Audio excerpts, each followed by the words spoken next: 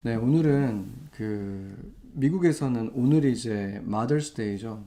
네, 세상의 모든 어머니들은 다 축복을 받을 자격이 있는 그런 분들입니다. 많은 희생을 하고 사랑을 해서 자녀들을 양육하고 있는데, 특히나 이 쿼런틴의 시간에 신문 기사를 봐도 아빠들보다는 아무래도 엄마들이 훨씬 더 많은 희생을 하고 있다는 것이 이렇게 밝혀졌더라고요. 그래서 엄마들이 정말 수고 많으시고, 오늘 특별히 하나님의 사랑과 축복이 모든 엄마들에게 임하시기를 축복합니다.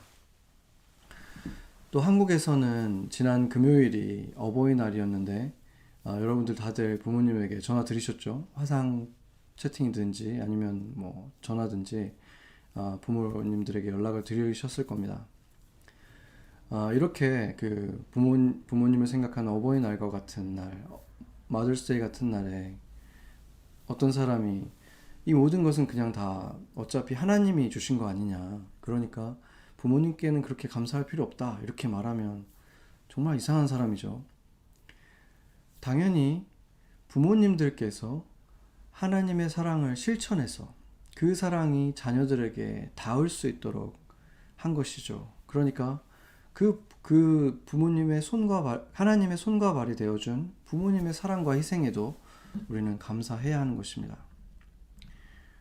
부모님들은 그러고 보면은 자신의 온 힘을 다해서 하나님의 일에 참여한 것이죠. 그래서 어떤 면에서 보면 하나님이 모든 부모들에게 준 가장 중요한 임무, 자녀들을 잘 양육하라는 그 임무에 참여한 거죠. 그러니까 그 미션에 참여한 미셔너리들이라고 볼 수 있는 거죠. 아이들이라고 하는 이 미션 필드를 가진 미셔너리들, 선교사들이라고 할 수 있습니다. 저도 이제 부모로서 이제 두 아이들을 키우면서 이 부모 역할을 해보려고 하니까, 부모가 됐으니까 자연히 부모 역할을 할 수 있을 거라고 생각하는 사람들도 있겠지만, 사실상 부모가 됐을 때 그 부모 역할을 한다는 것이 굉장히 많은 의지와 노력이 필요하다는 것을 배우고 있죠, 지금도. 그렇게 하다 보면 아무리 열심히 하고 최선을 다해도 실수할 때가 있고, 너무 많이 아이들에게 윽박을 지르고 하는 제 모습에 실망할 때도 있고, 또 큰 실패를 경험할 때도 있습니다. 그렇지만 제가 하나님을 믿기 때문에 내 부족한 이런 면이 있음에도 불구하고, 그래도 나 혼자 아이들을 키우는 게 아니라 이 부모들만 이 사람들이 키우는 게 아니라 하나님께서 나의 부족한 것을 채워주시겠지, 그런 믿음이 있기 때문에 내가 회개하고 후회할 때가 있지만 그럼에도 절망하지 않는 것이죠. 그럼에도 다시 금방 추스리고 평안을 찾을 수 있는 것은, 이것이 내가 혼자 하는 일이 아니라 나는 미셔너리처럼 하나님과 함께 하는 일이기 때문에 잘못하고 실수한 날에도 다시 평안을 찾을 수 있고, 그것이야말로 이 부모들이 가질 수 있는 이 평안이고 다시 시작할 수 있는 이런 은혜 속에 있는 평안이야말로 자녀들에게 줄 수 있는 가장 큰 축복일 것입니다. 하나님은 모든 것을 혼자 다 하실 수 있지만 우리와 함께 하시기로, 동행하시기로, 동역하시면서 우리를 통해서 일하시기로 결정하신 것이죠. 이런 그리스도인들이 사회 곳곳에서 영향을 끼치며 살아간다면 세상은 어떻게 될까요? 아마 이 세계는 조금만 실수해도 어떻게 될까봐 두려워하는 사람들이 가득 찬 곳인 이 세상은 서로에 대해서 더 관대하고 용납하고 용서해주고 품어주는 품이 넓은 그런 사회가 되지 않겠습니까? 그렇게 우리 모두의 아버지 되신 하나님을 인정하는 사회가 되어갈 수 있고, 예수 그리스도의 이름이 가볍게 여겨지는 이름이 아니라 감사하게 되는 이름이 될 것입니다. 그렇게 세상에 빛을 발하기 위해서, 빛을 비추기 위해서 하나님께서 세상에 교회를 선물로 주신 것이죠. 요즘에 우리가 그 전체 카톡방을 통해서 교단 선교사님들의 그 모습을 짤막한 영상을 통해서 보게 되면서 제 스스로도 더 이렇게 선명해지더라고요. 솔직히 말하면 선교사님들이 전 세계 곳곳에서 사역하고 계신다는 것을 당연히 알고는 있었고 그들을 위해서 기도는 하고 있었지만 그 기도도 전혀 구체적일 수가 없었죠. 그냥 좀 막연하게 아주 특별한 사람들이, 하나님이 선택한 아주 특별한 사람들이 가서 하나님의 뜻에 따라서 이것도 하고 저것도 하고 있겠지, 그냥 이렇게 뭉뚱그려 생각하고 뭉뚱그려 기도를 했었는데, 이 짧은 영상에서 제가 보게 된 것은 어떤 한 사람이었습니다. 누군가의 딸이고 누군가의 아버지고 어머니인 한 사람이, 사실상 그 주변의 그 배경과 전혀 어울리지 않는 그 한 사람이 그곳에 있는 것을 보았습니다.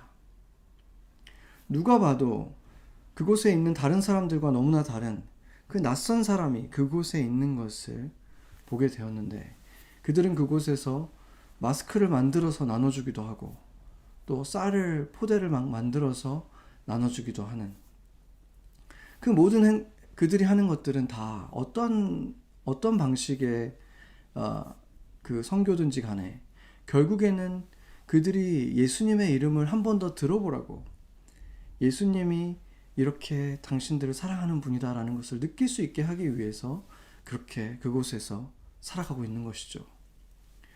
보면은 대단한 선교센터가 있는 것도 아니고 쫙 갖춰진 어떤 유니폼을 입고 있는 것도 아니고 땀에 젖은 낡은 티셔츠를 입고 그곳에서 나름대로 예수님을 나타내기 위한 삶을 살아가고 있는, 우리들과 사실상 전혀 다를 것이 없어 보이는 그 사람들이 보였습니다. 그러나 그들의 모습은 어떤 아이에게는 아주 특별한 모습으로 남겨질 것입니다. 인도네시아의 한 동네에 있는 아이에게, 그 동네 사람들에게 있어서 예수님은 바로 그 사람처럼 생겼고 그 사람처럼 말을 하고 그 사람처럼 웃을 것입니다. 주님의 영광이 순종하는 그들을 통해서 일하시기 때문에, 그들이 온전하고 그들이 모든 것을 행하기 때문이 아니라 하나님이 그들과 함께 했기 때문에 그런 영광스러운 자리에 그들이 서 있는 것입니다. 그러나 지극히 현실적인 세상적인 눈으로 한번 그들을 바라본다면, 그들은 지금 이렇게 위험한 시기에 가족들을 엄청나게 걱정시키고 있는, 사서 고생하는 너무나 극단적인 그리스도인들이 아닌가. 다른 그리스도인들은 다 그냥 일주일에 한 번 교회 가거나 지금 다 온라인으로 예배 드리고 잘 있는데 왜 그런 곳까지 가가지고 그렇게까지 해야 되는가. 너무 익스트림하다고 여겨지지 않겠습니까? 그것은 정상이 아니다라고 생각할 수 있겠죠. 여러분의 눈에는 그들이 어떻게 보입니까?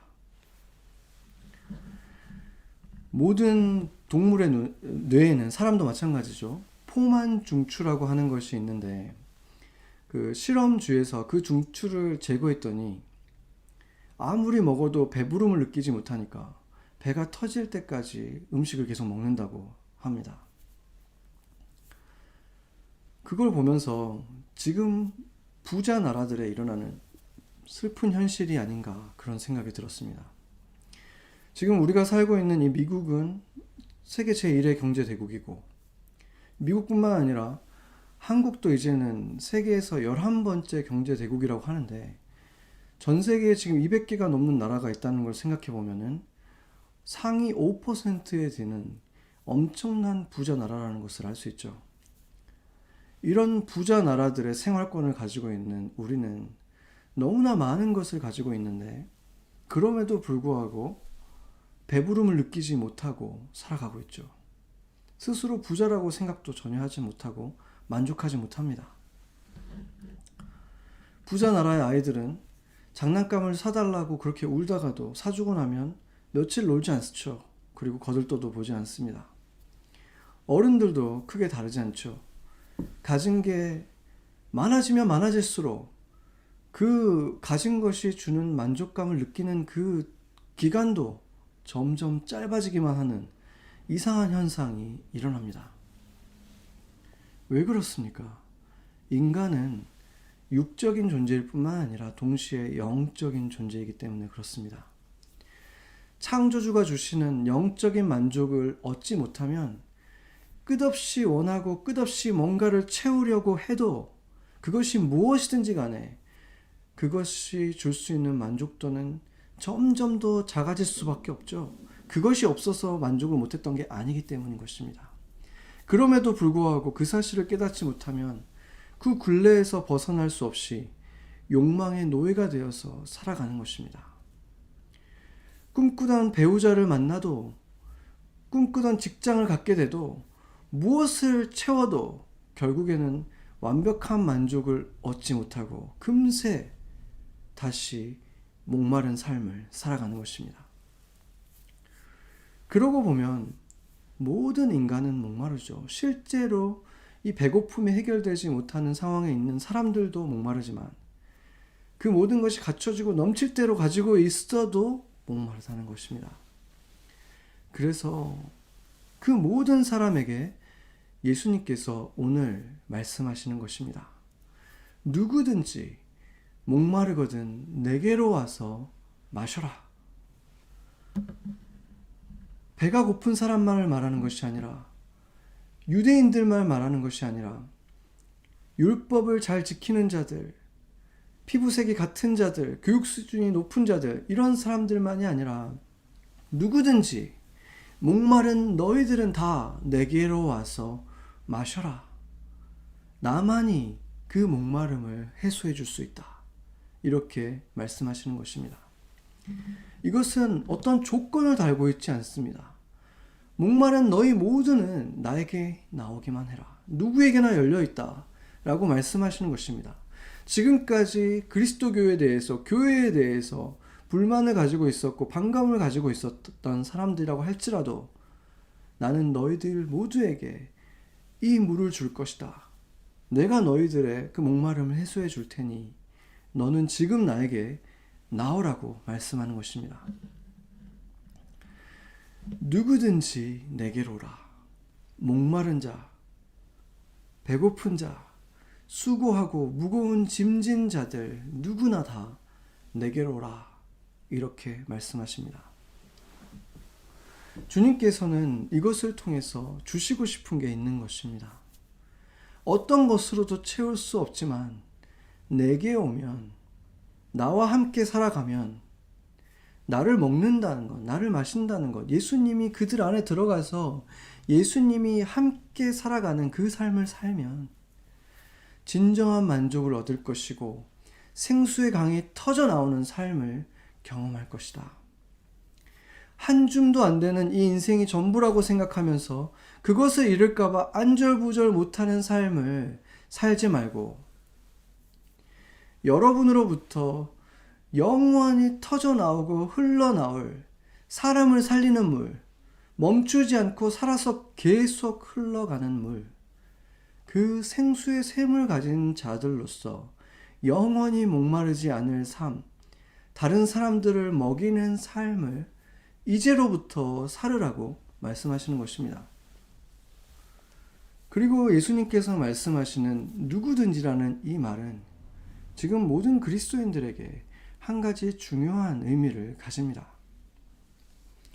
대사명을 나에게 주신 사명이라고 생각하면서 세계 열방에 나가 있는 우리의 선교사님들 뿐만이 아니라 저와 같은 목회자뿐만이 아니라 누구든지 바로 여러분도 예수님께 나온 사람이라면, 그 샘을 소유했다면 이제는 샘에서 멈춰 있는 것이 아니라, 우물이 되는 것이 아니라 그 생명수의 강을 흘려보내면서 살아야 한다고 말씀하시는 것입니다.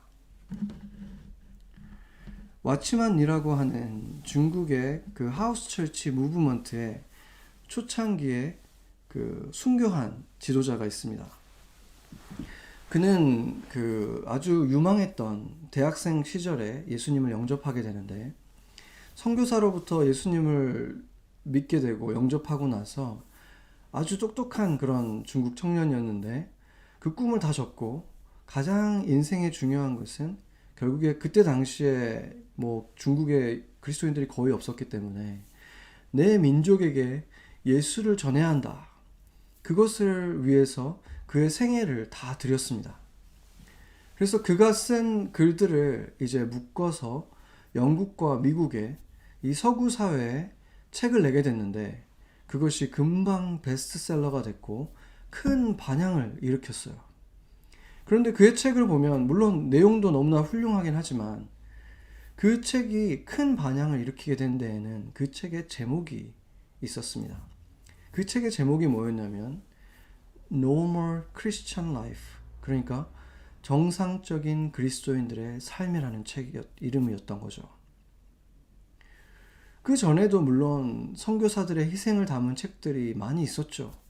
그러나 사람들이 생각할 때, 그리스도인들이 그 책을 읽을 때는 특별한 분들, 특별한 사명을 가진 자들 이렇게 생각했는데 왓츠만 리는 이것이 특별한 부르심이 아니라 노멀 크리스찬들 모두에게 해당하는 삶이어야 한다. 이것이 지극히 당연한 정상적인 그리스도인의 삶이다 라고 말을 했기 때문에 이 사람들에게 큰 충격을 준 것입니다. 그의 이 책은 포만중추를 상실한 이 서구 사회의 그리스도인들에게 부르짖고 외치는 소리가 된 것입니다. 정신을 차리라. 지금 이 미국 교회는 정상이 아니다. 비정상이다. 라고 부르짖은 소리였던 것입니다. 그렇게 경종을 울렸기 때문에 사람들에게 이것이 큰 반향을 일으킨 것이죠. 그는 자기 나라는 이제 그리스도의 그 이름이 퍼져나가고 하우스 철치 무브먼트들이 일어나고 있었고 그들에게 복음을 전해준 이 서구 사회에 사실은 신앙의 어머니 같은 이 교회가 훨씬 많고 그리스도인들이 셀 수 없이 많았던 이 미국에다가 어떻게 무슨 배짱으로 이게 바로 정상적인 그리스도의 모습이다라고 말할 수 있었을까요? 자신들이 지금 배우고 지금 선교사님들을 후원받고 있는 그 대상, 신앙의 어머니 같은 나라에다가 이렇게 배짱 좋게 담대하게 이것이 바로 정상이다라고 어떻게 얘기할 수 있었던 것입니까? 그 근거는 다름이 아니라 바로 그들이 전해준 성경이었습니다. 바로 이 성경이 말하는 교회의 모습, 이 성경이 말하는 그리스도인들의 모습이 그들의 모습과 너무나 달랐기 때문인 것입니다. 과연 무엇이 정상입니까? 이 시대의 사람들과 그리스도인들의 삶의 모습이 아무리 봐도 조금도 구별되지 않는 모습으로 살아가는 그것이 정상입니까? 과연 성경 속의 그리스도인들이 지금 와서 주일이 아닌 일상의 우리의 삶을 보면서 당신들은 정상적인 그리스도인이 맞다 이렇게 인정해 주겠습니까? 아니면 너희가 바로 성경이 경고하는 차지도 않고 뜨겁지도 않은 이것도 아니고 저것도 아닌 정체가 불분명한 자들이다 이렇게 말하겠습니까? 요즘 수요 예배에서 저희가 여호수아서를 보고 있는데 그 12지파가 이제 땅을 분배받는 그런 장면을 보면서 레위 지파는 땅을 분배받지 못한 거에 대해서 우리가 지난 수요일 날 봤죠. 그러면서 신약 시대의 그리스도인들이 바로 이 영적인 레위 지파와 같다 이렇게 말했습니다. 그 이유는 다른 지파들과는 달리 레위는 땅을 분배받지 못하고 하나님을 기업으로 받은 자들이라고 했기 때문이죠. 우리 모두는 삼위일체 하나님이신 성령님을 다 받은 사람들인 거죠. 기업으로 받은 사람들입니다. 그래서 베드로는 성령을 받은 우리들이 바로 그리스도인들이 바로 제사장이다 이렇게 말을 했죠. 그리고 구약 성경의 제사장은 언제나 레위 지파였습니다. 거기에 출신만 제사장이 될 수 있었다는 거죠. 그렇기 때문에 지금 모든 그리스도인들은 영적으로 보면 레위인이라는 것입니다. 레위인들의 역할이 뭐였습니까? 그 12지파에 다 흩어져서 자신들이 그 파송받은 지역에 들어가서 그곳에서 영적 지도자의 역할을 하도록 보냄을 받은 자들이었습니다. 땅을 분배하면서 여호수아가 강조했죠. 이제 여호수아의 시대가 끝나고 너희들과 레위 지파가, 레위 자손들이 그곳에서 이제 너희들의 영적인 삶을 인도해 줄 것이다. 이렇게 보내면서 그때 너희들은 하나님을 떠나지 말아라. 하나님의 법에 꼭 순종하면서 꼭 지켜라. 이렇게 말했을 때 그들이 너무 자신감 있게 얘기했죠. 당연하죠. 우리가 어떻게 하나님을 떠나겠습니까? 그런데 결국 그들은 풍요의 시간을 거치면서 하나님을 버리게 되죠. 그들이 풍요를 누리게 된 큰 이유 중에 하나가 뭐였냐면 이방인들을 다 쫓거나 없애지 않고 그 이방인들 중에 많은 사람들을 자신들의 노예로 삼아서 인력으로, 노동력으로 삼아서 풍요를 누렸습니다. 그러나 그 결과 결국에는 그들의 신을 그대로 받아들이게 되는 거죠. 그들의 신은 다름 아닌 풍요의 신 바알과 아세라였습니다. 그 풍요의 신을 자신들의 신으로 모시면서 그 풍요에 젖어서 하나님을 버린 것입니다. 고고학자들이 그 중동 지방에 이스라엘의 그 가옥 구조를 가진 그 구조물들을 아주 많이 발견한 그런 지역들이 있죠. 그런 동네들이 있었는데 그들이 놀라게 된 게 있었어요. 그게 뭐였냐면 그 집집마다 아세라상, 바알상들이 발견된 거예요. 수없이 많은 아세라상들이 그 지역에서 발견되고 바알상의 그 뒤에 글자가 써 있는데 바알상 뒤에다가 여호와라고 이름을 붙여놨습니다. 그렇게 여호수아의 시대가 지나고 나서 이스라엘은 그 멋진 가나안의 정복 전쟁을 이루고 나서 그 감격적인 그 약속의 땅에 들어가고 그 땅을 차지하는 일들을 겪고 나서 얼마 지나지 않아서 그 감격을 다 잃어버리고 금세 그런 풍요의 신을 따르게 됩니다. 왜 그랬습니까? 그 풍요에 젖은 것입니다. 그 풍요에 젖고 나니까 그 풍요를 지키고 싶고 하나님보다 그 풍요가 더 좋았던 것이죠. 그 결과는 그들 역사의 가장 암흑의 시기, 하나님을 잃어버린 시대, 그리고 하나님이 주신 약속의 땅까지 잃어버린 그 비참한 사사시대로 들어가는 것입니다. 자신들이 파송받은 지파의 사람들이 그렇게 무너져 갈 때 그들에게 경고해야 되고 꾸짖으면서 하나님께로 돌이키도록 이끌어야 했던 레위인들이 있었다는 얘기는 전혀 등장하지 않고 있습니다. 그들은 어디 간 것입니까? 그 이후에 이스라엘을 구원하기 위해서 하나님께서 12명의 사사들을 보내주는데 그 사사들 중에서 레위인이 몇 명이 있었습니까? 단 한 명도 없었습니다. 그 12명의 사사 가운데 레위인이 한 명도 없었다는 사실은 무엇을 말해주는 것입니까? 하나님을 기업으로 받았던 레위가 땅을 기업으로 받은 다른 자들을 쫓아 살면서 오히려 다른 어떤 지파보다도 더 타락하면서 자신의 존재조차 그냥 다 잃어버린 것입니다. 흔적도 없이 그들 사이에 묻혀서 사라져버린 것입니다.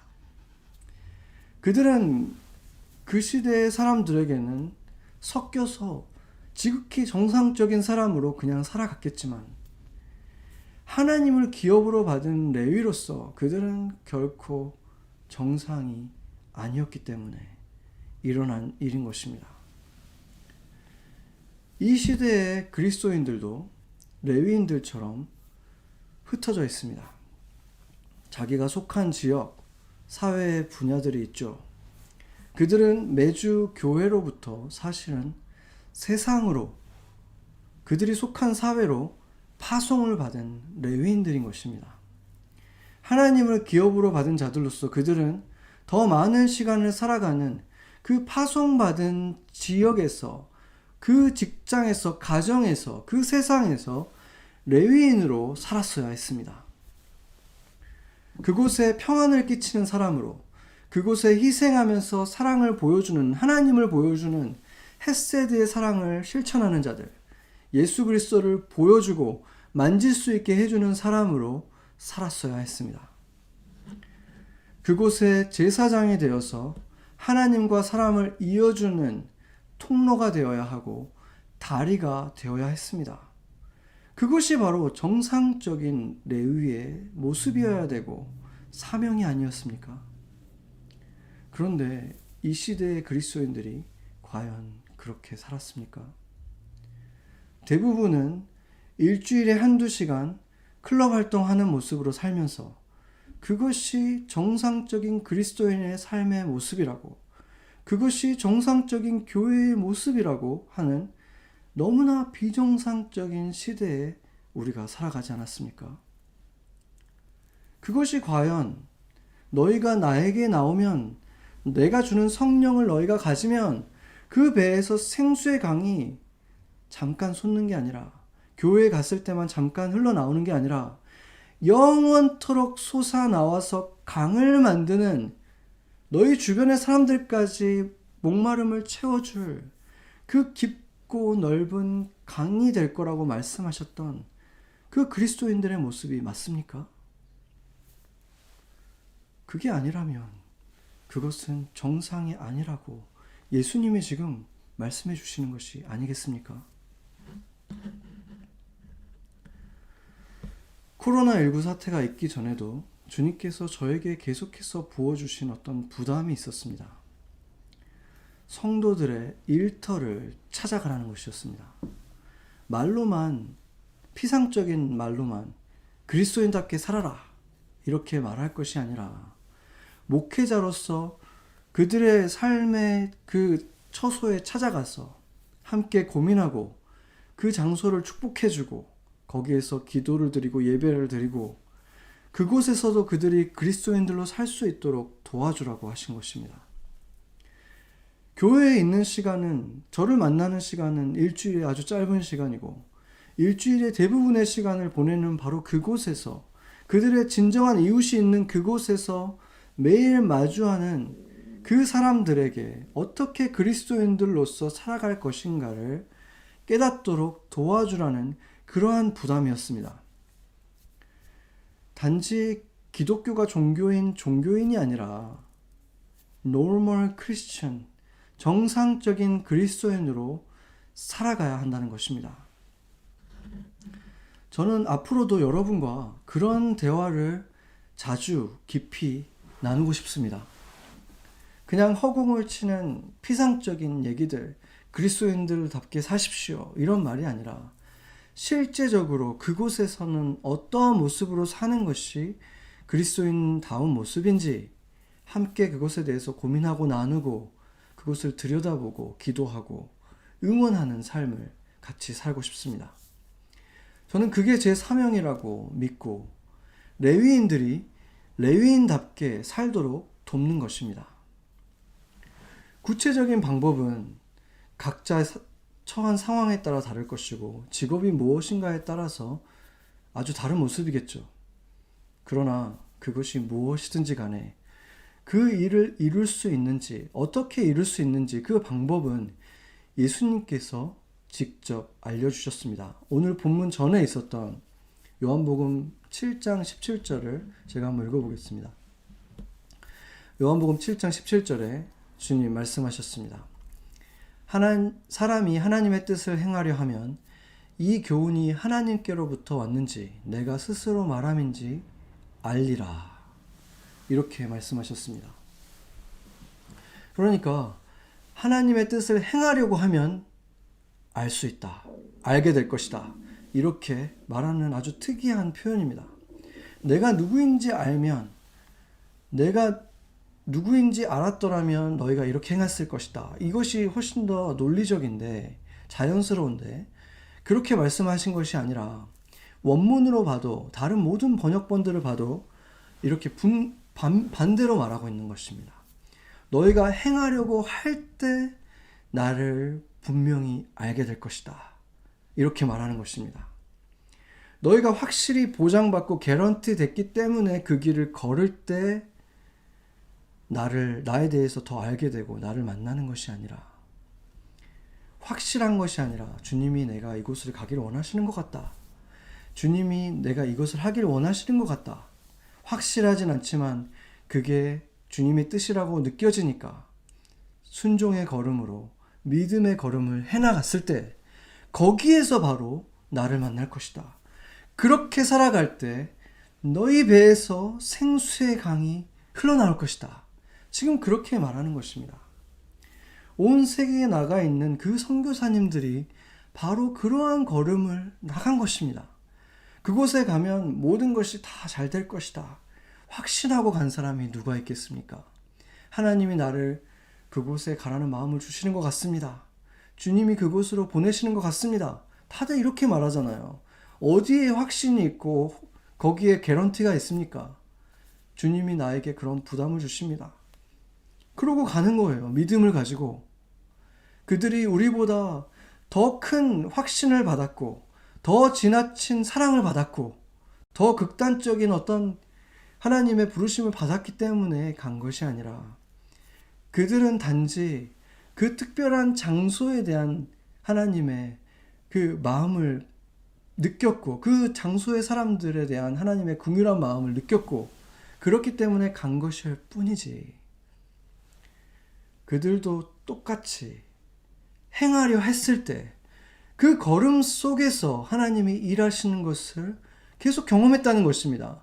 하나님이 나한테 그런 선교사의 마음을 주시고 그 땅에 대한 마음을 주셨을 때, 어플라이도 해보는 그 걸음을 시작했을 때 하나님이 그 길을 열어주시고, 또 다음 단계 열어주시고, 또 다음 단계를 열어주셔서 그곳에 가 있는 거고, 그곳에서 똑같이 그렇게 살아가고 있는 거예요.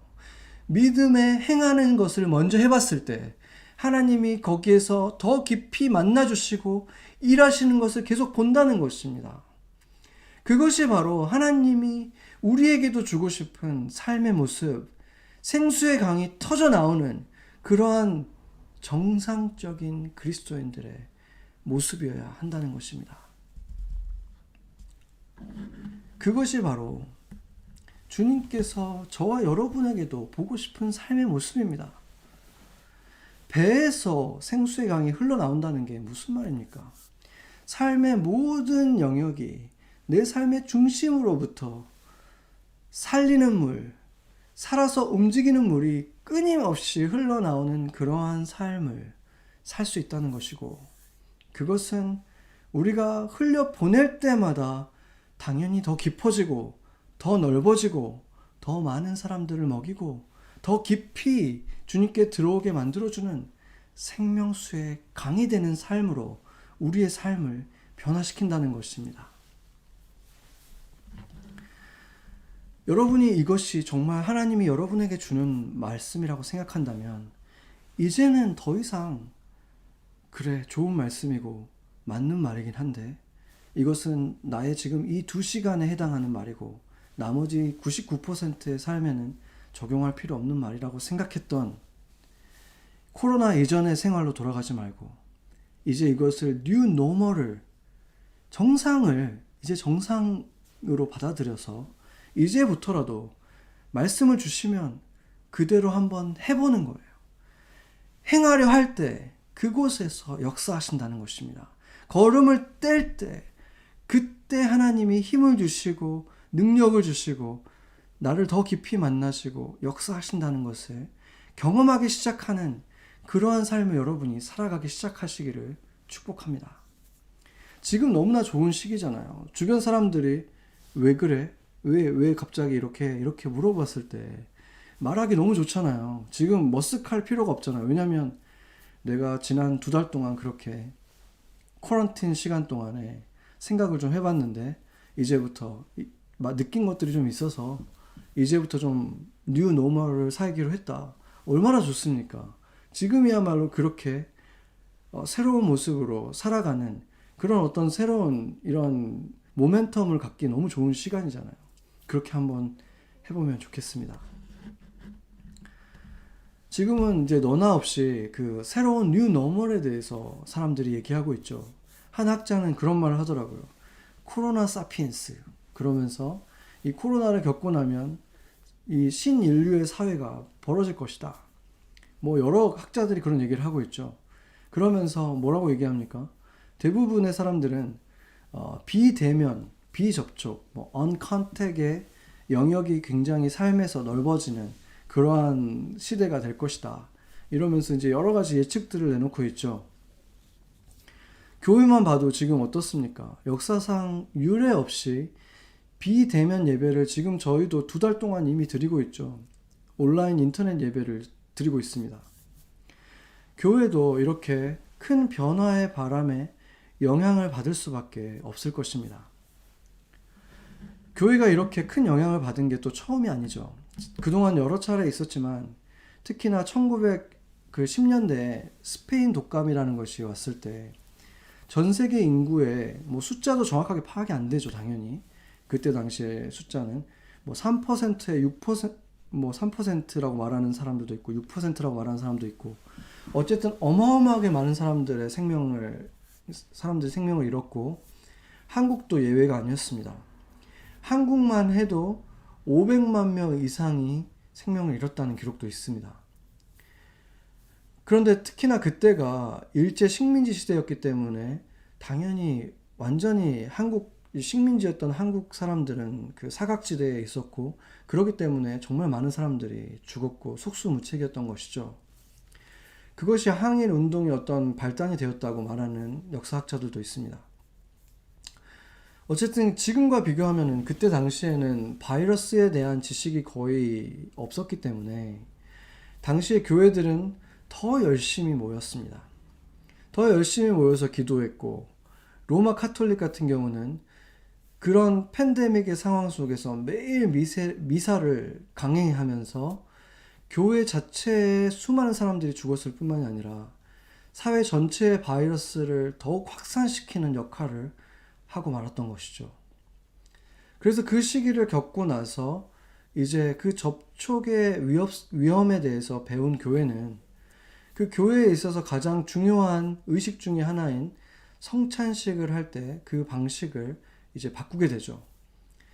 그 전에는 예수님이 하셨던 거랑 똑같이 그 빵을 이렇게 직접 찢어서 나눠 먹는 방식으로 하다가 그때부터는 이제 미리 빵을 다 잘게 이렇게 썰은 다음에 그 조각들을 각자 이렇게 가져가서 먹게 하고 또 컵도 한 잔을 가지고 모든 성도가 나눠서 먹다가 그 이후로는 아주 작은 잔들로 나눠서 자기 잔에 있는 것만 자기가 마시는 방식으로 바꾸고 또 그 큰 잔에다가 이렇게 빵을 그냥 찍어 먹는 방식, 그런 2가지 방식으로 대부분의 교회들이 지금까지도 그렇게 해왔죠. 그것이 뉴 노멀이 되어서 지금까지도 그렇게 해온 것입니다. 그렇게 전 세계적인 팬데믹을 맞은 이 사회도 교회도 분명히 큰 변화를 겪을 수밖에 없을 것이고 그것에 대해서는 반론을 하는 사람이 없죠. 그렇지만 그 구체적인 모습이 어떻게 될지는 아직 분명하게 알 수 없습니다. 그러나 더 중요한 것은 지금이야말로 더 본질적인 것들에 대해서 질문을 던져봐야겠죠. 세상의 사람들도 내가 지금 부모로서, 엄마로서, 아니면 내 이러한 직장을 가진 사람으로서 나는 누구인가? 내 인생은 어떤 의미를 가지는가? 분명히 이런 본질적인 질문을 던져봐야 할 것입니다. 교회란 무엇인가?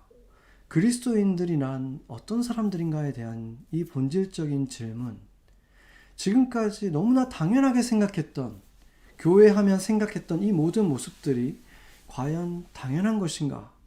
이것에 대한 질문을 던져보기에 지금보다 좋은 때가 어디 있겠습니까?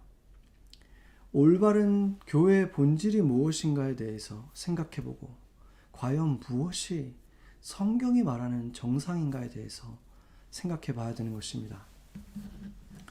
저도 이번에 교회에 대해서 여러 가지를 생각해 보게 됐고, 지금도 많은 것을 또 생각하고 느끼고 있는 과정 속에 있는데, 그 중에서 정말 한 가지 너무나 중요하게 느꼈던 것이 있습니다.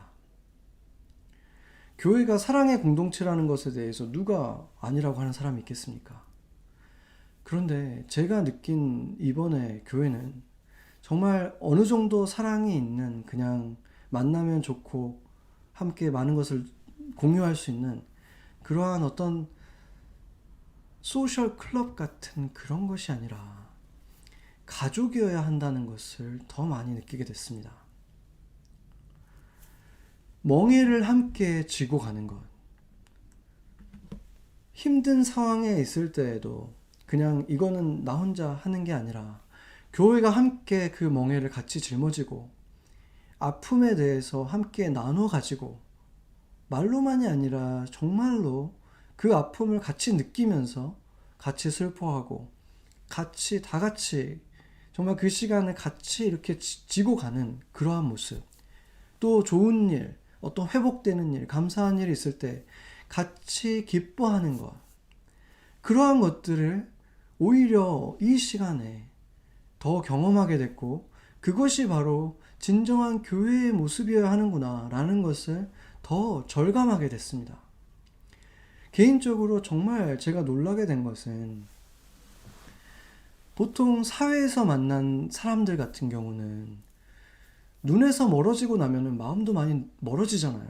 그런데 지금 눈에서 멀어져서 거의 2달 동안이나 못 본 사람들도 많은데, 그럼에도 불구하고 마음만큼은 조금도 멀어지지 않고 여전히 가까이 있는 것을 느끼고 있다는 것입니다. 여러분들 얼굴 하나하나를 생각하고 기도할 때 못 본 지가 2달이 넘었는데도 여전히 또렷하고 여전히 내 마음속에서 정말 가족처럼 생각하고, 그들이 오늘을 어떻게 살고 있나, 지금 어떤 고민을 할 수 있겠구나, 어떤 고통이 있을 수 있겠구나, 정말로 느낄 수가 있는 그런 것을 경험하면서, 이것은 마치 오랫동안 떨어져 있어도 여전히 사랑할 수밖에 없는 피부치 같은, 정말 피를 나눈 가족 같은 그러한 것이 교회에서도 가능하다. 이것을 제가 경험하게 된 것입니다. 정말 생각 속에서만 있었던 것을 실제로 경험하게 되는 그런 계기가 되었습니다. 그렇게 되다 보니까 우리가 가족들에게는 뭔가를 내 거를 더 희생하면서 줘도 아깝지가 않잖아요. 내 가족들에게는. 그러한 것을 교회 가족들에게서도 느끼게 된 거예요. 그런 것들을 실제로 경험하게 되면서 새로운 꿈을 꾸기 시작하게 된 거죠. 아, 정말로 정상적인 교회의 모습은 바로 이런 것이고, 이것이 지금 이 시대에도 가능하구나. 교회에서, 이 사회적인 단체로 여겨졌던 이 교회에서도 가족과 같이 될 수 있는 교회의 진짜 모습이 회복될 수 있다라는 그 소망이 생겼습니다. 그런데 한동안 우리가 보통 생각하는 교회의 모습은 어떤 것이었습니까? 교회는 세상에서도 일주일에 한 번 정도만 만나고 한 2시간 정도 같이 어느 정도 이 소셜라이즈 하면 그나마 괜찮은 곳, 그렇게 느껴졌던 곳이었고, 세상에서도 내가 저 교회 다닌다고 하면 꽤 괜찮은 그런 교회에 다니고 싶었고, 세상들이 봐도 꽤 괜찮은 교회, 힘도 어느 정도 있는 그런 집단, 그렇게 되고 싶은 유혹에 교회들이 빠져 있었던 것 같습니다. 우리도 이렇게 정말 디자인적으로 봐도 세상 어떤 건물과 비교해도 빠지지 않는 이런 건물도 있고, 잘 나가는 사업가도 있고, 정치인도 있고, 이렇게 유명한 연예인들도 다니는 그런 교회다. 이렇게 화려함과 능력을 자랑하고 싶어 했던 모습이 교회 안에 너무나 많이 있었던 것 같습니다. 그런데 그런 모습은 가장 화려한 조각상과 페인팅들을 많이 만들어냈던 그 문화적인 힘과 정치적인 힘을 통해서 세력을 넓혀갔던 중세의 카톨릭의 모습을 너무 많이 닮아 있는 것입니다. 첨탑이 점점 높아지고 가장 화려한 성당을 짓던 바로 그때가 카톨릭이 가장 타락했던 때였고, 그때가 바로 무너지기 직전이었다는 사실을 기억해야 할 것입니다. 전문가용 그 디지털 카메라가 있죠. DSLR 카메라들을 보면은 메뉴가 아주 복잡하고 기능도 너무 많죠. 언젠가 제가 이제 그 기능들을 막 만지면서 제가 원하는 색감 이런 것들이 나오게 하려고 여러 가지 설정을 바꾼 다음에 영상을 찍었는데, 영상은 너무 잘 나왔는데 소리가 녹음이 안 된 거예요. 당황스러운 일이죠. 너무 아깝잖아요. 이미 찍은 시간은 지났는데. 근데 지금이라도 이제 막 다시 찍으려고 할 때 설정을 막 찾아보는데, 그렇게 막 계속 다시 또 헤매거나 아니면 다른 또 좋은 방법이 하나 있죠. 무엇입니까? 설정을 처음 상태로 리셋하는 것입니다. 그것은 버튼 하나만 누르면 할 수 있는 거죠. 그러고 나면 지금이라도 그 상황을 놓치지 않고 지금이라도 영상과 소리가 다 녹음되는 최소한 카메라로서의 역할은 할 수 있도록 촬영할 수 있다는 거예요. 팩토리 세팅을 하는 것입니다. 지금 우리는 많은 사람들이 뉴 노멀에 대해서 얘기하고 예측하고 있지만, 한 가지 우리가 집중해야 되고 잊지 말아야 될 것은, 뉴 노멀을 찾기 전에 먼저 리셋을 해야 한다는 것입니다. 교회란 원래 뭐 하는 사람들의 모임인가? 어떤 모임이 되어야 되는가에 대해서 리셋해서 돌아가서 시작해야 된다는 것입니다. 이렇게 우리에게 뉴 노멀은 예배의 모습이 달라지고 모임의 형태가 달라지고 전도의 방식이 달라지는 그런 것들이기도 하겠지만, 그보다 더 근본적인 것은 교회의 원래 모습을 회복하는 것, 교회가 먼저 돼야 하는 것입니다. 뉴 노멀은 그리스도인들이 그리스도인답게 살아가는 것에서부터 시작해야 하는 것입니다. 레위인들이 파송받은 그곳에서 하나님과 사람을 이어주는 제사장답게 그 사명을 어떤 특별한 사람들의 것이 아니라 모든 레위인들이 해야 되는 정상적인 것으로 여기는 것에서부터 시작해야 하는 것입니다. 그것이 바로 뉴 노멀 교회의 가장 중요한 기본적인 기초가 되어야 할 것입니다. 그렇게 교회가 교회다워질 때 세상은 교회를 통해서 끊임없는 그 목마름을 해결해 줄 유일한 소망 대신 창조주 예수 그리스도를 만날 수 있고, 아이에게 부모가 필요한 것처럼, 그 지파에게 레위가 필요했던 것처럼, 지금 이 세상은 온전한 빛을 발하는 레위들이 필요하고 이 교회가 필요한 것입니다. 같이 기도하시겠습니다.